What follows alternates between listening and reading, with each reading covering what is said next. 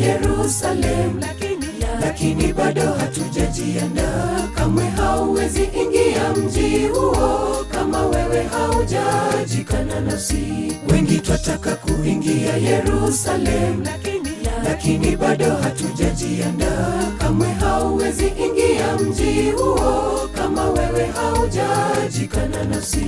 Watakaoingia mbinguni ni walosafisha nguo zao zikawa safi, sio wenye kiburi, bali ni wale watendao mapenzi ya Mungu. Watoa sadaka, tamwita Bwana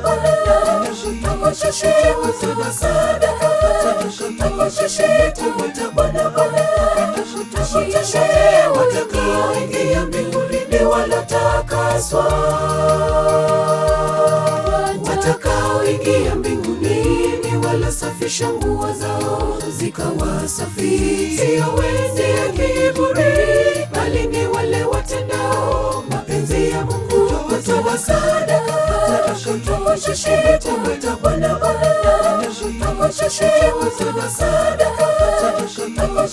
tamwita Bwana. Watakaoingia mbinguni ni waliotakaswa.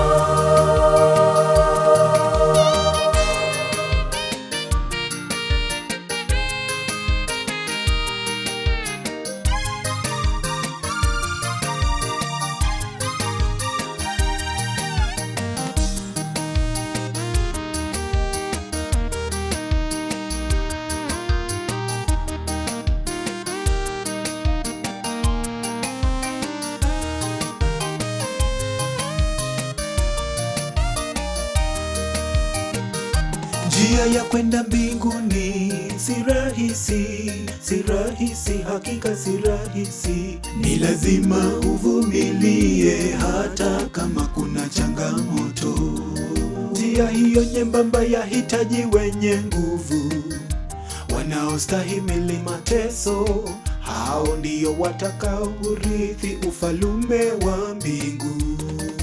Watakaoingia mbinguni ni waliosafisha nguo zao zikawa safi, sio wenye kiburi, bali ni wale watendao mapenzi ya Mungu. Watoa sadaka, tamwita Bwana watoa sadaka,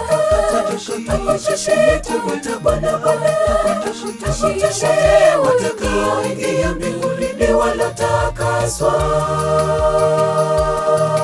Watakaoingia mbinguni ni waliosafisha nguo zao zikawa safi, sio wenye kiburi, bali ni wale watendao mapenzi ya Mungu. Watoa sadaka, tamwita Bwana watoa sadaka, tamwita Bwana. Watakaoingia mbinguni ni waliotakaswa.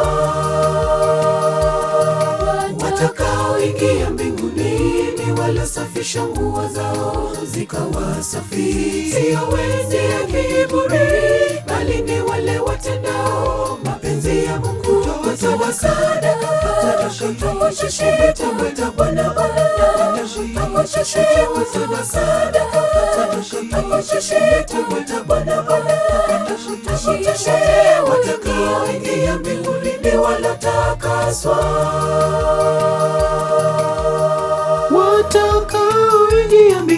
Watakaoingia mbinguni ni waliosafisha nguo zao zikawa safi, sio wenye kiburi, bali ni wale watendao mapenzi ya Mungu.